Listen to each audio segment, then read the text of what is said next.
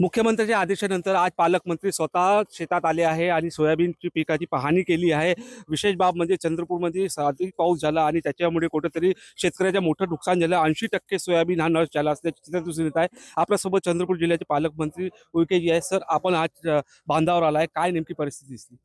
सोयाबीनचं प्रचंड नुकसान झालेलं आहे आणि ज्या शेतामध्ये शेतकऱ्यासोबत मी उभा आहे पाहिल्यानंतर अतिशय वाईट।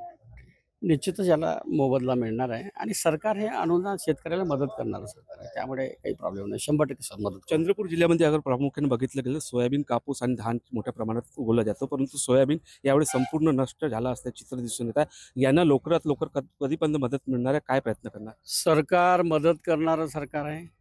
100% लवकरात लवकर अनुदान शेतकऱ्यांचं झालेल्या नुकसानावर मिळेल यासाठी प्रयत्न करेल। कुठेतरी थोडा उशीर झाला वाटत नाही आपल्याला? नाही, योग्य वेळी नाही ना नाही नाही याच्या अगोदर येऊन गेलो ना मी, याच्या अगोदर येऊन गेलो। सातत्यानं चंद्रपूर जिल्ह्यामध्ये येत असतो, सातत्याने चंद्रपूर जिल्ह्यामध्ये येत असतो। तर हे होते पालकमंत्री उईके। निलेश दहाड, TV9 मराठी, चिमूर, चंद्रपूर।